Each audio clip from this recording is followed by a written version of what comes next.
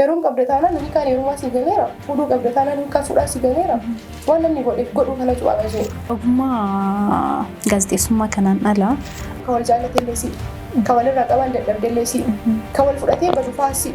Kan wal xaahaa dhufullee si. Halkan matakka aswaati beelotee jechuudha. Dabboota kana masiin kennu. Si galaan nama matakka si gochuu dandeenye si gochuu dandeenye.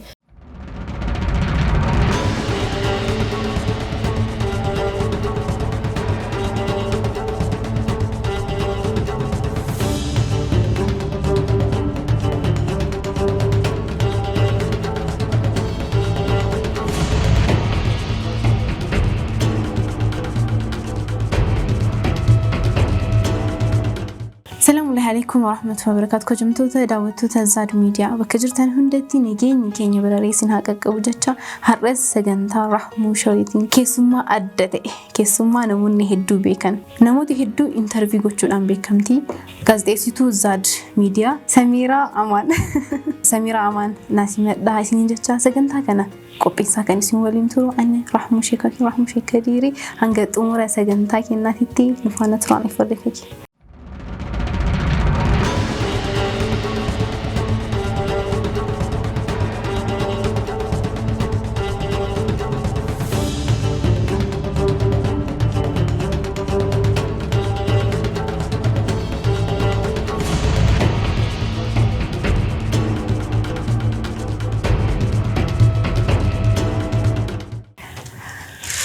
هاي سميرة زاد نموني باين سبيكاني سوشيال ميديا كان رتي سجنتا هيدوان يستوف نموني هيدو سبيكاني نموت سنبيني في جواب سيتي في بيسيس أمتها سجنتا كانوا دفاجرتنا السلام عليكم ورحمة الله وبركاته نموني باين سبيكاني جت أنقصون دبيكم تكوي زاد أيادو مين أكيد جت ربي ما هتاسس جيتا نموت نبيكنيف أن سميرة أمان جدما وبيسو سجنتا رجع ترجع ميديا زاد رتي سجنتا نمونا من تابعنا رجال الإسلام ما تتدفن وجين غافي كيسا وكنمو غافدا سجنتا سانكوبيسا هدون كيسا جم سجنتا سانيتي نبي كودن للتاني دلوتان كودينا بالي مقالة مروبيتين على الليل يا كجرا فيمو ماتين كينيا أبان كيا بيجي ساني وشيني وكنمو بيجي دلوتا ساني ديشو كيلومتر سدوم أسرع فقط ترجم فيمو مقالة كودينا رافقط ترجم فيه إسانا تجراتن إنه براتي قالني مني أني مدولا مرة مدولا ممكن سرقة كوفا بالي روبي كان كيسة دعوتا سدي برده جبوا دكالتي ماتي ويته جرس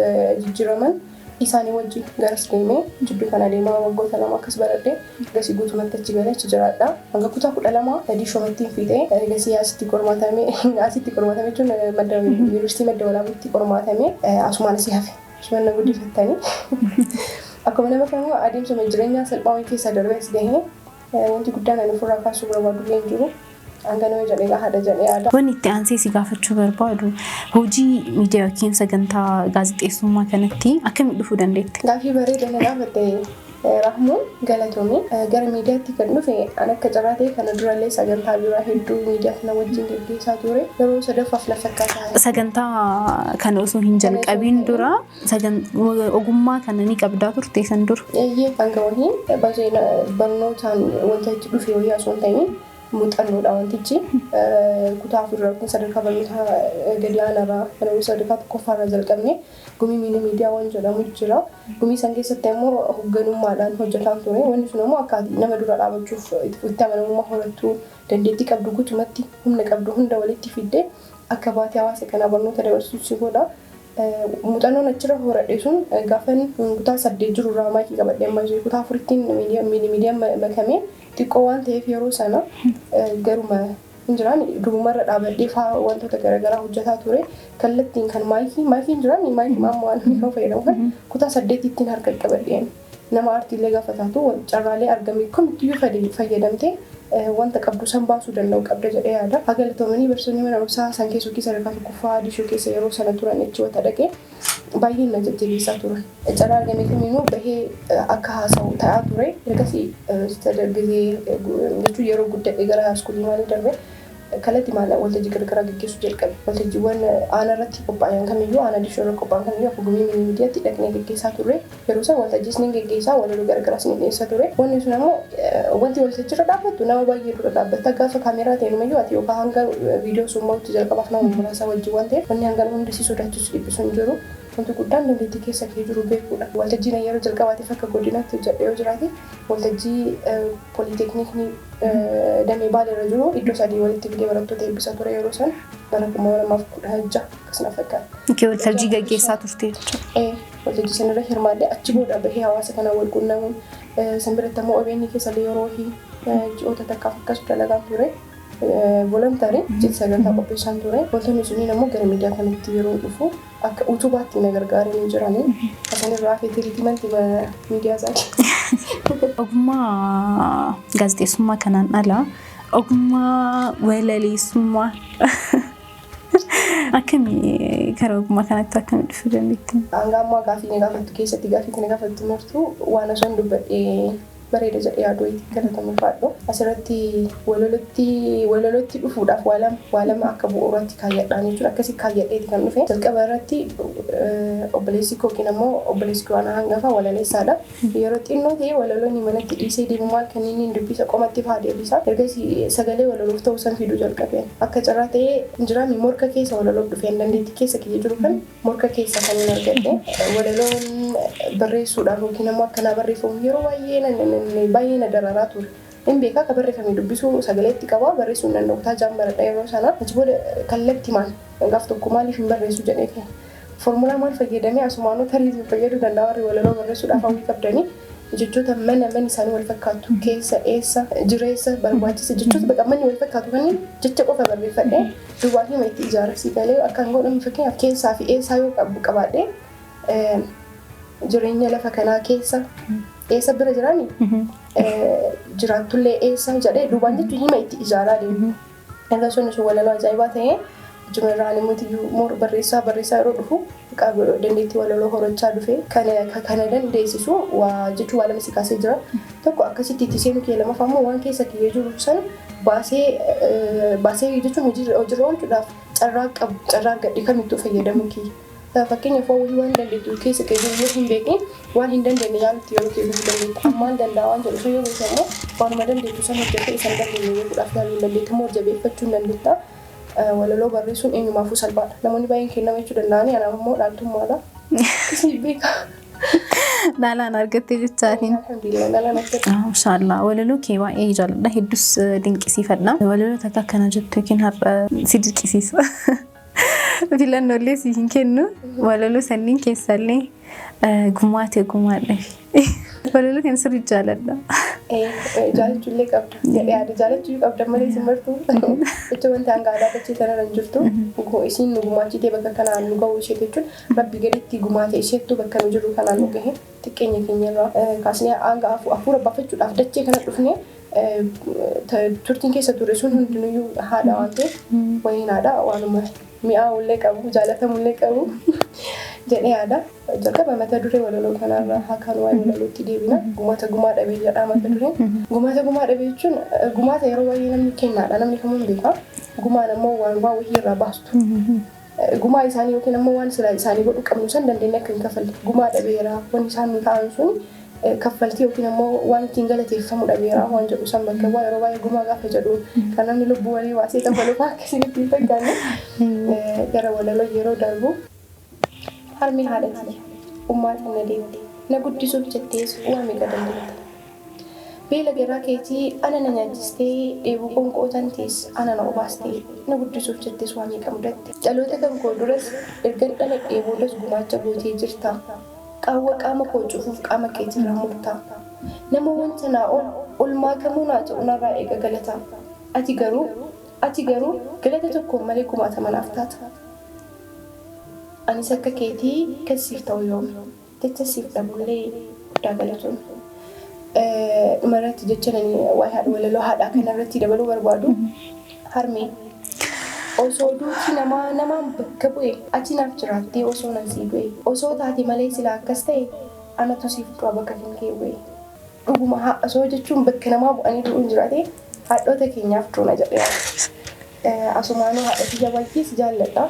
Balaa baay'ee siin kabajamummaa bakka jirtanii fayyaanaataa bakka dhagee kana gahuudhaaf wareegni isaan kafalan akkasiin jedhee san gumaa dhabamee fi namni jireenya keessa sinifanne bakka kamuu jiraatu iyyaafannoo kan kee hin dhaabne haadha keeti eessayyuu jiraatte jechuudha. hamaa keellee namni hin dandeenye haadha. Nullee gara fuulduratti haadha ta'uuf deemu jechuun namni kamuu galmi isaa haadhummaadha waan ta'eef haadhummaan maal akka ta'e xiqqootti miti bal'ootti nutti agarsiisanii akka nu cimina keenya keessa keenya jiru kan hubannuuf nama nu gargaaru. Fakkeenyaaf yeroo baay'ee mana keessatti yeroo barataa taatee dubbistu hojii baay'ee ulfaataa yeroo isaan hojjeteen argatta garuu ati teettee qo'achuudhaaf carraa akka argattu sii kennan sii galee deem dubbisii haa taanatti akkas godhaa deem akkas ta'eeti bakka dursii sii kennama jechuudha laala. Ijoollummaa garaa keessatti ba'aa san hunda boodallee egaa ati guddatteellee isiin gumaata himsii goote. Garuu amma dachee kanarra namni waa wayii sii godhe sitti kennee sirraa fudhate sii galee galata jechuudha. Sirraa galfate garuu galanni haadhaa inumaa waan deebi'u miti. Waan walaloon geeffamullee miti.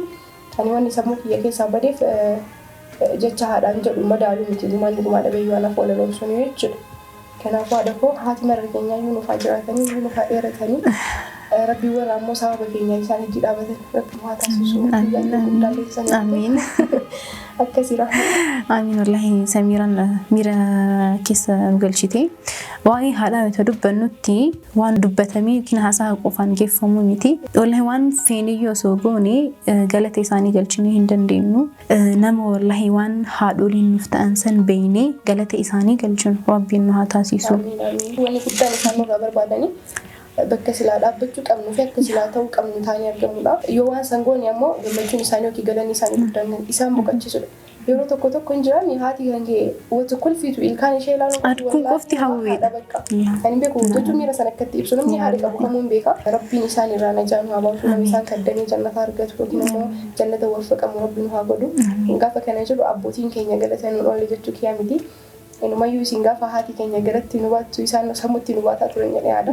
Abbootiin keenya illee asumaan nurra dhaalatti irra caalaan ammoo wanti guddaan illee haqni jirullee haadhaaf kan kennamedha. Rasuulli sallallahu alaihi wasallam yeroo sadii haadha kee jedhaniin sahaabaa tokkooni mara tokko abbaan jedhanii sanumaaf irra nullee waa'ee haadhaa kana jabeessina. Gaazexeessummaa kana jalqabuuf maaltu si kakaase? Maaltu si kakaase hin qabu akka nama akka nama jaadatti si waamuuti gaafa carraa gaazexeessummaa gaafa argatu namni jaada bee wayiin jira murtuu kan deebi'u.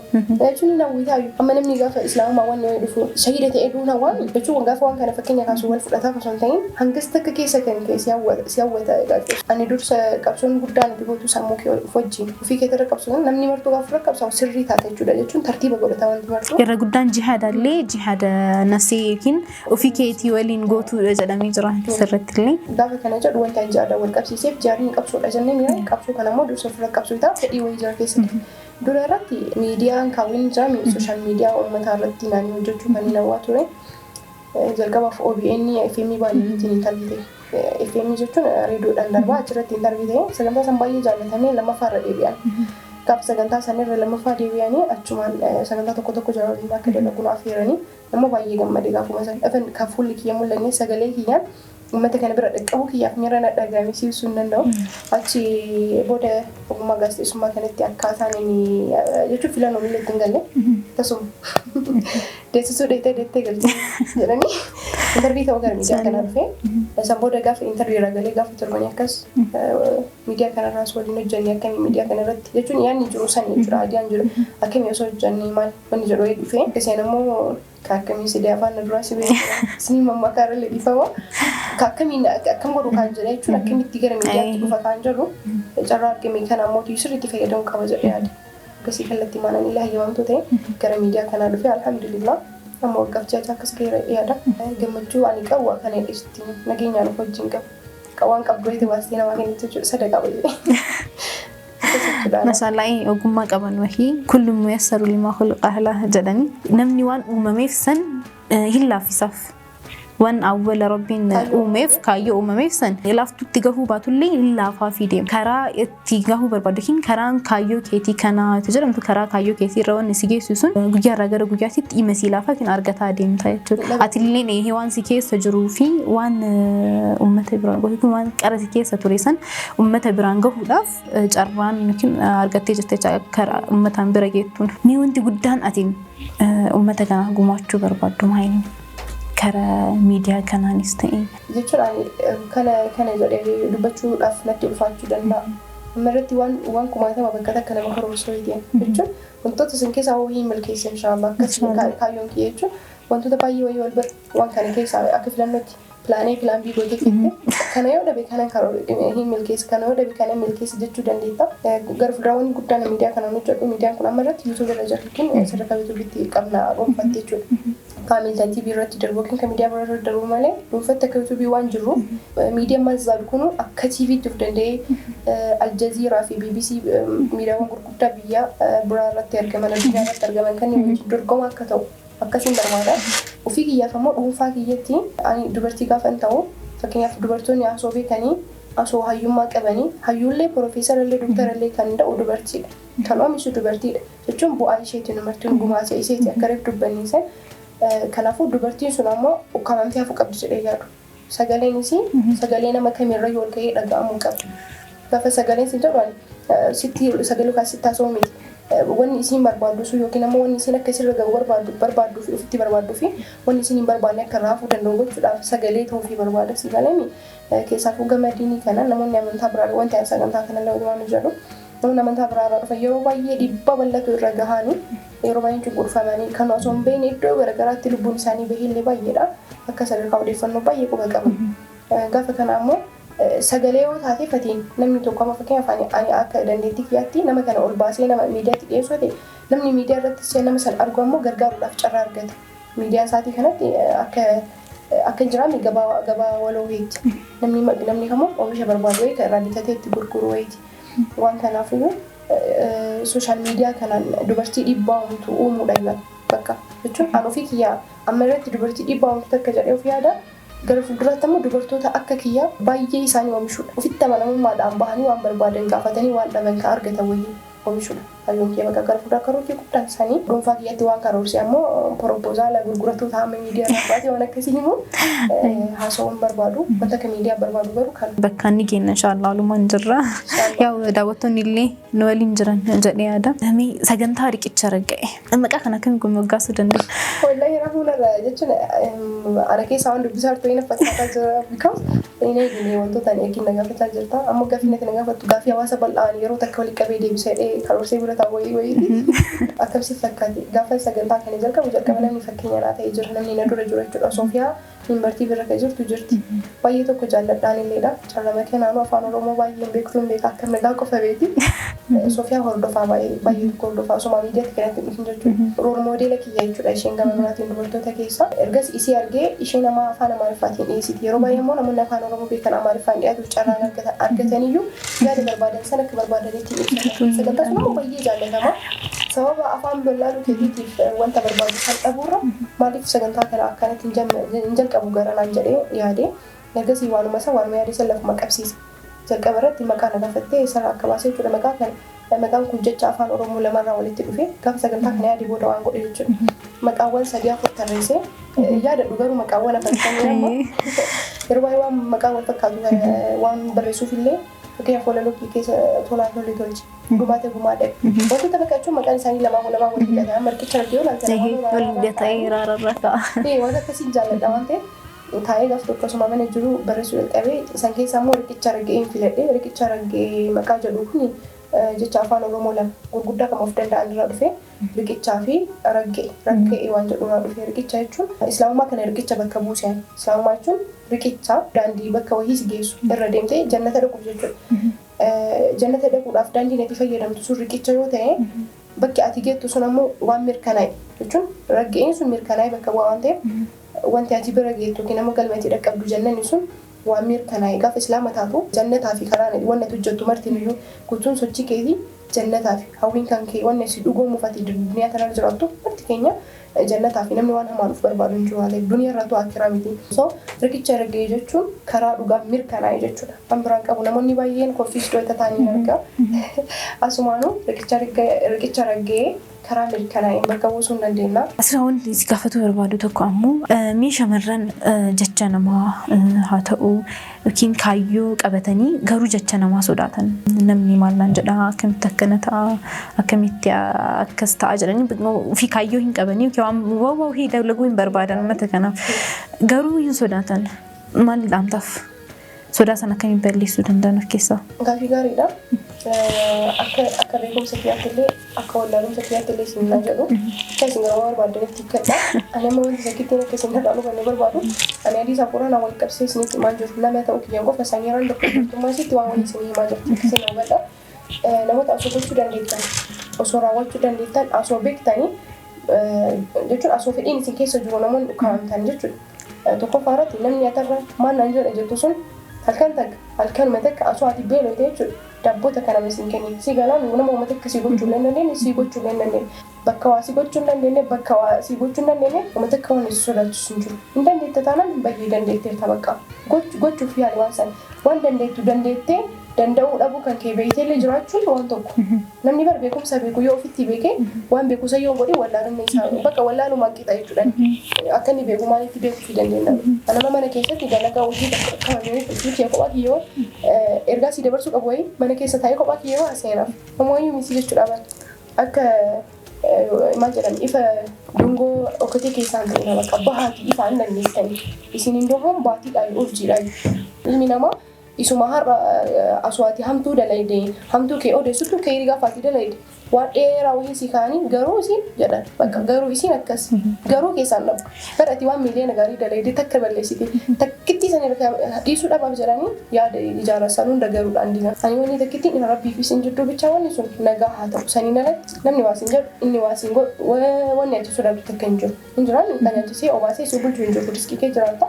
Nama jettee waan dhabde ammoo wallahi namni namaaf jiraata taanaan jechuudha. Daandii filannoo nama saniirra waan hojjetuuf galmee ati geettu tokko hin jiru. Hin qabatiin yookiin galmuma karaa hin qabatiin. An doktara ta'uu barbaade jettee deemtee sooshaaliin baratte yookiin ammoo damee sooshaaliin baratte doktorummaa wayiitu hin jirtu bakka waan silaa sirraa eegamu gootee argamudha. Kanaafiyyuu bi konfidansii horaa qaba akkuma jirtan kamittuu isin hin dandeettanii isin ifaa waan qabu gochuu dandeettan. Mee akka dubartiitti namni asiin nyaata bulcheessaa asiin daa'ima guddisaa asiin waa wahii godhu asiin uffata miicu jira. Altaakkatti waa shantama namni dalagu jira. Qabsoon kan kee kallattii masilaa silaaftisanii. Ani waan sooshaal miidiyaa irra bahuu qabdan osoo hin ta'in. Bakka jiran sanitti namni kamuu baasee dalaguu qaba. Faayinaanshaaliif danda'uuf taanaan faayinaanshaali. Sooshaaliif dandeetta taanaan sooshaali. Poolitikaalii taanaan wanta silaarra of danda'u qabdu saniin of danda'u. Dubartiin takka umriin isii waan waggaa 23 ta'eef yookiin 20 ta'eef heeruma qabdi jechuun. Rahmuun heerum ta'an heeruma qaba jechuun. Heerum qabda taanaan hiikaan heerumaa si galeera. Fuudhuu qabda taanaan hiikaan fuudhaa si galeera. Waan namni godheef godhuu kana cu'aa qabu. Akka buqqeensa bubbee bomboleetti garuma hafarfamu miti. Si haa galu wanni sun dur. Hubattee isan booda. Egaa hubattee ammoo waan san yeroo ittiin kennin kutadhu jala sarari ejjannoo keetiin bakka silaa ga'u qabdu san ga'e. Ebaloo akkas ta'e kanaaf akkas ta'a. Yoo nani waan hin taane wahii dalagelle maasamiiraan akkas gootii jedhanii waan hin taane dalaguu miti si galanii waan ta'uu qabu san taasisuudha. Hamma rabbii waliin hin finnetti ani waan jechuu barbaadu kanuma. Asii keessatti waa'ee bultiillee kaastee jirta. Yeroo baay'ee wanni shamarran ittiin rakkataniin illee yoo jiraate ejjennoo mataa isaanii qabaatu dhabuudhaan ebaluu akkas godheef nu hunduu akka waan gochuu qabnuutti itti ilaalama. Ejjennoo mataa keetii qabaannaaniin karaa irra deemtu san beeynaaniin amma fakkeenyaaf yeroo baay'ee waan barbaannu san hin beeynu. Meebii ati amma jiruu gaarii jiraachuu barbaadda. Jiruu gaarii jiraachuu barbaaddu saniif ammoo aarsaa si barbaachisu mareeyyuu kafaluu qaba. Waa'ee bultii kaastee jirta. Kaasuun kee hin ooliini yeroo ammaa kana persentii irra guddaadha haala jedhamutti bultiin kan diigamaa jiru bultii islaamaati. Yookiin bultiin diigamaa jira irra baay'een isaa. Sababni kun maalirraa kan ka'e jettee yaaddaati? Wanta wahii jalqaba isaatti hubadee jedhee yaada. Nama dubartiidha jechuun akka shamarrummaa kee gara fuuldura nama bulchee eeggatu wayitiin gara nama heerumaaf taa'u wayitiin anaaf abbaan haadha manaa ta'uun maal akka ta'e hiikni isaa naan galle. Anaaf haadha ilmaanii ta'uun hiikni isaa naan galle. Anaaf mana kiyya akkamii qabadda wanni jedhu sun hiikni isaa naan galle taanaan waan heerumuu qabu qofa namni har'aadha harka dhahee walitti nu fuudhe sun bor jiruu keenya jiraataa miti. Bor dhufee samiirraa waan akkanaa kana godhu waan akkanaa godhinaan jedha jechuun asoo bultitti hin seeniin dura ani haadha akkamii ta'u qophiidha. Ani abbaa akkamii ta'u qophiidha.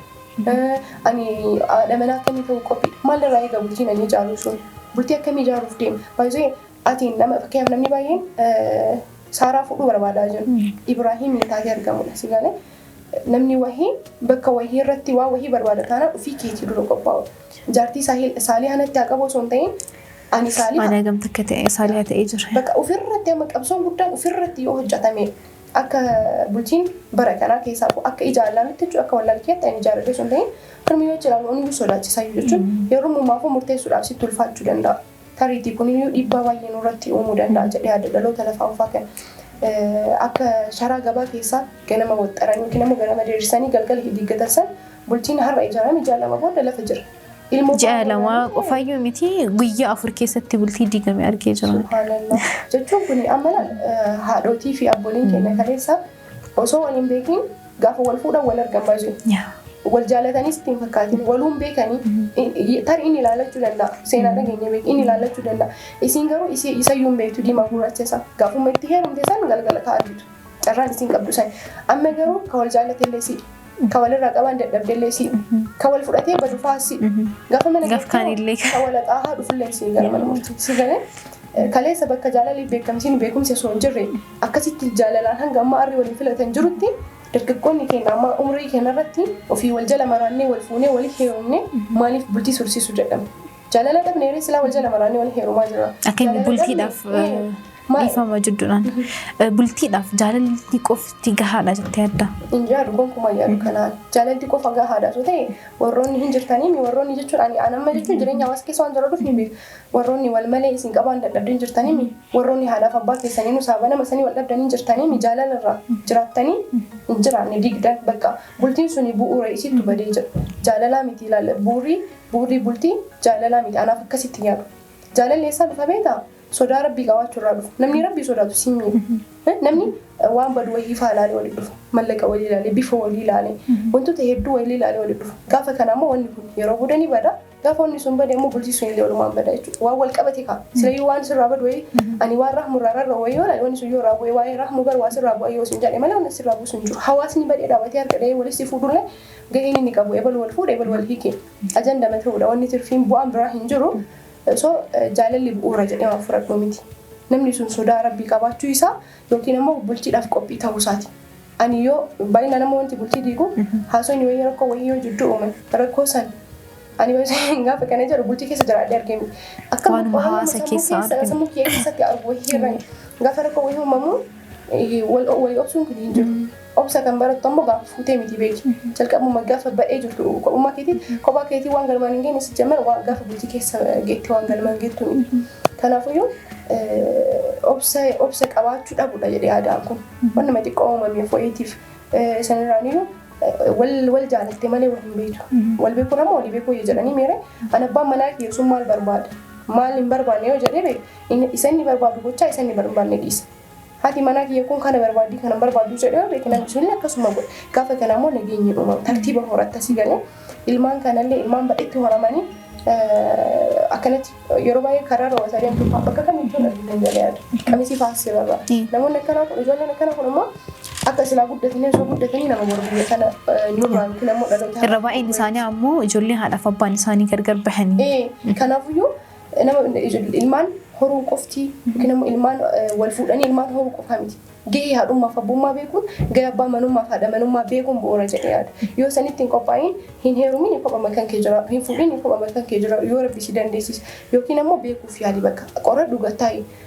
Isheen bareedduudha abbaan manaa warri ishee qabeenya qaba isheen nama akkanaati osoo hin ta'in ibn abbaa fi haati isheellee akka hin taane yoo ta'an namni jiru isaan si waliin jiraatu isheedha waan ta'eef isin hagamta ka waa'ee bultii hubannoo qabdi laata waan jedhu san inni dhiira qorachuu isin dubartiillee akkanumatti achi ilaallee waan silaarraa jaalachuu qabnu wahii waan barbaadu osoo hin ta'in bu'uura keenya sodaa rabbii godhachuudha jedhee yaada akka sharaa gabaa keessaa hin godhinaa asumaan rabbii waan halaala godhee jibbee horaatiin ifaa busuudha waan ta'eef bakka geenne martuu nu nasaqqaqinaa nuyyuu sababa keessaan heerumaa jibbaa jirra bakka wallahi kana hubadhaa sirrimatti irra deddeebisinitti ani bargaafa dhiiratti heerumuu dhiirri sun dhiiraami dhiiratti heerumaa jirutti heerumaa jiruudha jechuudha waan nan jiraachuu deemu sun so jireenya keenya jiraachuu deemnu ammoo ajjeesaa miti ka jiraachisu jiraannee jiraachisuu danda'u qabna waan ta'eef akkasitti itti yaadamu jedha warroonni amma na hordofaa jiran warroonni fuutan ammoo muuxannoo keessan qoqqooduu fi namooti mana keessan sirreessuudhaan waan isin gootan laallataa jiru waan ta'eef guddaa galatoomii ulfaadhu yaada bareedanuu kaafti sagantaan keenya takka lama jedhee akkuma itti fufetti jira ammas nu waliin turaa isiniin jecha shamarri islaamaa takka miidhaginniisii hijaabakiin uffannaa islaamummaati uffannaa isheeti uffannaa bareeda kana ammoo tan nu ifiste har'a ganni collection iddoon argame isii naannawa Awuraaris baankii daldala Itoophiyaa damee Almuuniir biratti argamti dhaqaatii irraa fayyadamaa kennaawwan garaagaraa cidhaaf nikaaf eebbaaf waan hundaafiyyuu ni qabdi dhaqaatii irraa fayyadamaa isiniin jennaa sagantaan keenya akkuma itti fuutti jira 5 miliyoon turaa isiniin jedha. Namni gaazexeessaa ta'uudhaaf awwaala maal beekuu qaba jettee yaadda? Ogummaa gaazexeessummaa waan barnootaan argadhe waan ta'eef muuxannoo makeetirraa muuxannoodhaan jalqaba irratti waan inni beekuu qabu hawaasni kun maal barbaada yookiin ammoo dhaloonni kun maal inni waan inni fedhu waan jedhu san beekuudha. Waan dhaloonni fedhu san ammoo kallattii dhaloonni fedhuun biraan ga'uudha. Fakkeenyaaf nama wajji daawwaa godhu yookiin karaa dhugaatti waan barbaadde osoo tirtirtee hin aara malee sin dhaggeeffatu. Kanaafuu nama wayii waamuu feete akka silaa inni si waamamuu danda'u sanitti waamu. Gaazexeessummaa ogummaatti dhuftee immoo akka dhuunfaatti fakkeenyaaf gaafa gaazexeessituu taatu waa lama qabda. Jalqaba irratti tasgabbiin nama wajjin haasa'uu qabda. Mootii watanii intarviidhaaf waan haa ta'u iddoo garaagaraatti gaafa beekamtee argamtu ammoo namni si dubbisuuf waan jira. Yeroo kana tasgabbootee isa xinnaa biroo geettee akka xiqqaa taate isa guddaa biroo geettee akka guddaa taate amala kan kee kallattii hunda jijjiiruu danda'uu qabda. Nama hundaan walii galuudhaaf jechuudha. Kallattii sanbooda ammoo wata waamtee intarviitti gaaffii tokko gaafattuun daayireektilii waan abbaan suuf fedhe qofa miti yookiin immoo waan ofii fedhe qofa miti yookiin immoo waan hawaasni fedhu miti giddu gala bootee maaltu yoo gaafatame gaaffii ta'ee nama kanaaf dhiibbaa hawaasa keessa uumuu danda'a deebiin deebisu san dursitee tilmaamta gaafiin gaafattaa akkana jedhee deebisuu danda'a jettee tilmaamtee waan san gaafattaa waan ta'eef waan silaa hawaasa barsiisuu danda'a jettee yaadee fi waan silaa bahuu qaba jettee yaadde. Yeroo kanatti fa'aa waan akka rakkinaa ta'an arguu jiraate namoonni yeroo baay'ee hanga ammaatti yookiin immoo wanta wayii kanarraa haasa'amu nagarra. Hanga intarvii gochuu jalqabee kanaaf yeroo baay'ee immoo ajandaa ta'uun tokko jira hawaasa kanaaf jechuudha. Gaafa waa gaafattu ani nan gaafadha isa gaafadhe itti gaafatamummaa fudhadha isa deebistee itti gaafatamummaa fudhate si galee sammuu kee itti amanatii waan ta'eef dubbattu yoo barbaadin dhiisuma. Kanaafuu ogummaa gaazexeessummaa horachuu barbaadan taanaanii irra deddeebi'aa kophaa keessaa akka muuxannootti mana keessaa akkanuma nufiin haasofna. Akka nama waltajjiirra jirutti akka nama kaameeraa fuula dura jirutti kutannoo qabadha gaazexeessummaadhaaf inni caalaan kutannoo qabaachuu fi waan hawaasni kun barbaadu wantoota jedhan san beekuudha. Waa'ee gaazexeessummaa kana keessaa osoo hin bahin hojii kana keessatti guyyaan abdii murattee hojii kana dhiisuu qaba. Jatteetti yaadde jira. Ana biratti abdii muruun abdii murataa. Hojii kanarraa abdii muruu hin beeku garuu akka abdii muruu kana godha wantoonni baay'een jiraachuu danda'ani. Tokko ilaalchi hawaasaa jira jechuun fiidbaakiin hawaasni si kennu jira. Lammaffaa faayinaanshaali waan uummata hawwata dalagu faayinaanshaali of hin dandeettu. Yeroo hundarraa aadaa gaafa ati deemtee hawaasa keessa baate buna fa'aa duudee waan kafaltetti dhabdu jiraachuu danda'a. Keessummaa wayii waamte gaafa ati keessummaa isaa waan ittiin buna affeertu dhabdu jiraachuu danda'a. Kana jechuun sooshaal miidiyaa irra jirra jechuun nu samii irra jirra jechuu miti. Yeroo akkasitti dhabuun kan kee ofitti argitu ammoo hanga yoomii ifaajee waan ifaajee kanarraa bu'aa wayii akka namaatti hin jirani argachuu dhaba jettee yeroo ati ofitti hin jirani abdii akka murtuu taatu jiraachuu danda'a. Garuu ani wantoonni kun hunduu nan kuffisa. Asoo na kuffisanii hin jiru yoo jechuun sooshaal miidiyaa kanarra hin jiru numayyuu miidiyaa kanarra hin jiru jechuun dandeettan. Abdii muruurraa kallattii jijjiiruutu furmaataa jedhee yaada. Plan A dalagu didi plan B yaalu. Gama beekumsatti dhuftee sooshaal miidiyaa irra dhufta taanaan ani amma fakkeenyaaf ati waa wayii na gaafataartaa mi'aasii deebisaara. Ani bar beekumsa irraa fudhataara. Bar dhaggeeffataa kanaaf yookiin immoo dhufa qofaa miti. Ani gaafa waasitti himullee gaafa ati deebitee waan jettu waan na gaafatu raawwii baradhaa jiran. Keessa kee waan jiruuf madaalaa jira. Kana jechuun ammoo beekumsi ati asirraa argattu waan abdii si mursiisu jiru. Akiraaf ifaajja faayidaa isa dhuunfaa amma harkatti si kennamu kan barbadu kana miika ilaalu qabdu. Horii kan keetiif waan barbaachisan ol kaachuudha waan ta'eef ani abdii muruunu hojii kanarratti abdiin irraa haa muru. Itti maanii. Mashallah. Rabbi siif haa dabalu. Asmaanu takka lama jecha sagantaa keenya gara xumuraatitti finnee jirra. Dhumee yaadota qaammaa kaasanii keessa yaadni narraa hafee jira jettu jira. Wanni ani dubbachuu barbaadu takka jira. Miidiyaa zaad kana hawaasa kana waa wayii jechuu barbaada.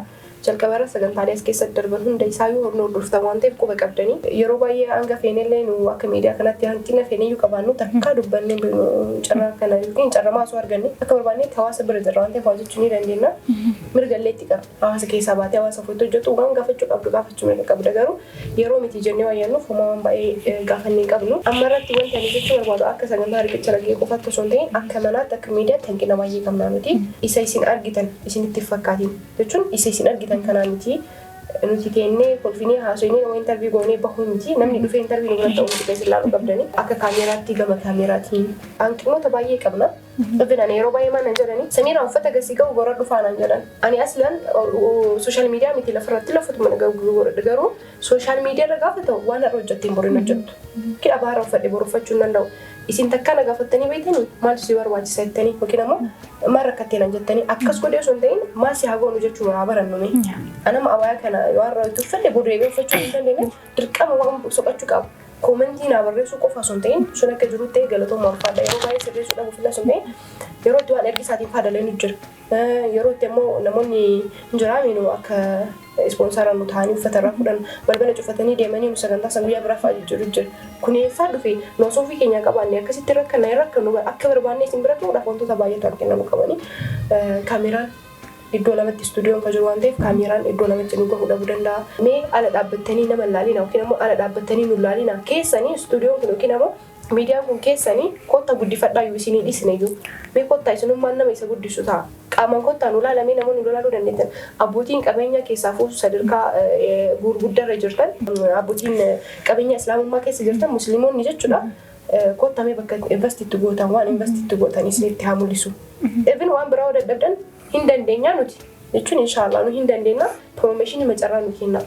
Beeksisuma akka dalagnu carraa nu kennaati carraa sanitti haa fayyadamnu jechuun waan nu godhaa miti amanu nu dalagsiisaadha kunuunii fi kanaafuu hawaasni keenya gadi bu'aa miidiyaa kanallee ilaalaa waan jedhu qabaa inni biraa immoo namoota islaamummaatti dhufan kana yeroo nu interviifaamnu fa'aa akka gina waan nanagu sosodaachisuuf fa'aa jira yoo akkanisi jedhan yoo akkanisi godhan hojjechuutu jira waa'ee keenya hammeenya naasa'inaati kayiriin hojjannellee namatti himuu yaala namoonni waa'ee keenya hammeenya haasoftanii namni miidiyaa sanirra dhiyaate akkana namni miidiyaa sanirra dhiyaate akkasi jettan kun waan nu goonu argaa jirtanii mootii qometeenya santu isin mul'ate jechuun ni barbaada. Maqaan isaa numa wanneen jechuun ni barbaadu hawaasa kanaan galatooma. Galatoomii ulfaadhaatis yaada riif addaan sukuutitti deebi'uu ni dandeetta. Rahmuu yeroo baay'ee tola hin jirani jajjabina dubartoota biraa wayitee faarsituu si dhagaa garuu ammoo rahmuun eenyuun akka taate beektanii laata warraan beekniif ammoo rahmuun barreessituu kitaabaati yeroo baay'ee sooshaal miidiyaa yookiin miidiyaa kanarratti dhiyaataa turte. Akkasuma ammoo nama sagantaa si qopheessu qofa isinitti fakkaati. Nama dubartootaaf bakka jiru dhaabbatu wayiiti. Iddoon isin hojjettullee waan akkasiitiif waan isii affeeru hanqinaalee jira fuudhuudhaaf nama tattaafatu wayiiti. Sagantaa ishee kanallee dubartoota ciccimoo baay'eetu irratti dhiyaata waan ta'eef namoonni carraa argatanii asirratti ol ba'an kun maal dabarsan laata? Nu laata akkuma nurraa odeessan san immoo akka biraa jirra waan jedhu san itti dhiyaadha sagantaa kana hordofaa Rahmuun shoo bichaa miti nuuf. Dhuguma bakka itti shufnu malee bakka itti uflaallu wayiiti jedhee yaada. Kanaafiyyuu sagantaa kana yeroo hundaa torbaniin akkasiin jalan dabarre ilaalaa komentii godhaa fi waan sirreessuu qabdullee hanqinallee jirullee hordofaanii qabaadhaanii Rahmuu ammoo baay'ee si jaalladha qaba kanaanuu bakka jirtu nagaa naatee obboleettii gaarii xiyya takkaa isheenii Rabbiin umurii si yaadee rasuu rabbi ammoo warra kee irratti waliin jiraat waliin fuula nu haa godhu. Amiin. Anis hedduu takka si jaalladha. Guddaan ulfaadhu galatoomii dhuma irratti namoonni galateeffatu barbaadu yoo jiraatan carraasiif laaddee jira. Akka namoota raasuu qowwaa deenati tola uffadhee yoo uffatamee uffanni nama madaalchise namni martinuu guutuu fakkaachuu dandeenya. Bu'aa bahii hedduu dabarsee bakka kana ga'uu danda'a. Dabarsee jirallee jedhee of ilaalaa ga'uu jechuudha. Haga nama silaa wanni wayii nama qormaatame sani qormaata xiqqaattee guddatteettillee rabbii bakka kanaan nagahee hawaasa kanaa wal namasisee bakka jiru jaalatamummaa naa kenne kana akka ammoo waan danda'ee dandeettii kanallee baasee kallattii silaa ga'uu qabuun hawaasa biraan akka gahu na godhe kanallee rabbii siyyaan alhamdulillahi rabbil aalamiin alhamdulillah irra deebiidhaanii akkasuma itti aansee namootatti gaddeebina isinillee waan isin waamtaniif na affeertaniif dursa carraa naa kennitaniif carraanuu carraa qaba carraarraan carraa jechuudha anaaf kuni galatooma ulfaadhaa mana kiyyatti teessoo kiyyaarraa naqastanii bakkaan taa'u teettanii waan bakka ofii teettanii teessistanii galatooma ulfaadhaa jedha itti aansee akka jeneraalii namootaan galateeffachuu barbaadu baay'een irraa addaan hin beeku gara maatiitti osoo hin darbiin hordoftoota keessaafuu miidiyaa zaad keessa sagantaa hariqicha argee jala deemtanii Samiiraa kana taate Samiiraa kana si hanqate Samiiraa kana si ga'e Samiiraa kana ta'e inan jettan warra bilbilaan keessaan na hordoftan koomentii naa keettan wallahi jajjabina naa gootaniif waan na cinaa jirtaniif waan jaalala naa qabdan naa ibsitaniif galatooma ulfaadha rabbiin bakka jirtanitti keerinis na yaadatu jechuu barbaada. Chaansii ammoo hordoftoota kiyyaan egaa hagana jedhee namoonni baay'een jireenya kiyya keessatti galmaama jiru kanaaf carraaqanillee namni akka maatii kiyyaa bakka jiru kanaaf carraan alaatiin jiru jedhee yaada. Carraa argadheetti akka fayyadamuuf isaan carraa na kenninaan bakka kana jira. Osoo aadaaf abbaa kiyya guutumatti maatii kiyya guutuyyuu isin jaalladhaa, isin kabajaa, isin jechuun anaaf namni gaafa gara dachee tana jalqaba dhufa onnee isaatiin jalqaba onnee addunyaa kanatti dhufa onneetu dalagaa jalqaba gaafa addunyaa irra galulee onneetu dalagaadha. Isin anaaf akka onneeti. Onneen jechuun onneen keessa jirtu sun ta'in isinummaa mataan keessanuu anaaf akka onneeti. Gaafa isin hin jirre akka waan hin jirreeti anaafi. Kana jechuun tokkoon taatee kiyyaa keessatti ejjannoon keessan yookiin ammoo ashaaraan keessan nafaana jira waan ta'eef naa jiraadhaa bakka jirtanii fayyaa naa ta'a. Uummanni kun ammoo akka du'aa godhu waan irraa barbaadu jiru. Rabbiin anaa milkeessee sababa kiyyaan haadhaaf abbaa kiyya hajji haadhaa'u wallahi niyya guddaa qaba. Ofii kiyya bakka kamuu jiraachuu danda'a. Maatiin kiyya maatii ilaa ammaa sanallee miilaan deemee ana uffisu yookiin ammoo maatii ofii beelee ana nyaachisu wahii. So maatii kana ammoo bakka isaan jiran san irraa fuudhuudhaaf an akka dargaggeetii takkaatti itti gaafatamummaa hedduu baadhee nama deemu wayiiti. So Rabbiin waan hundaan ana affisee akka isin irraa hin tasan jechuun qananiin keessa baay'ee haasofita waan ta'eef akka isin irraa hin tasan ta'e akka argamuuf akka rabbi na gargaaru akka isaanillee hajji dhaabu du'aa hin godhaa isiniin jedha. Du'aa obbolummaa isinitti deeffadha. Keessaafuu kaadhaaf abbaa kiyyaa kana amaanaa guddaa isin bira kaadha. Rabbiin isinirraa naa ooffachuu rabbiin waan isin kaddamee jannata argatu keessaa na haa godhu. Bakka jiranitti ammoo du'aadhaan nan dagatan. Namni garuu watawaa wahii gaddee itti dhagahame hiriyyaa fa'aatti yookiin nama wahii bilbila himataami. Wallahi anaadha kiyyatti bilbila jechuun dursee namni itti bilbilu isaanii itti bilbilee ummii mee du'aa hin godhaa jedhee boohee gaafadhaan fa'a. Ergasii wayitaanii gaafadheen na duuka bu'anii ka'anii baran takkaasi awaareen beeku. Akkasii ammoo bakka kolfaa irraa cufan akka jedhamu san namni ati nama bilbiltee booyaatti bilbiltee kolfaa irraa cufattu qabaatte carra qabeessa dhamaami. Alhamdulillah ni carra qabeettidha jechuudha. Sin jaalladhaa. Sin kabajaa du'aa teessanii namallee bakka jirtanitti ni faana dhaabbadhaa.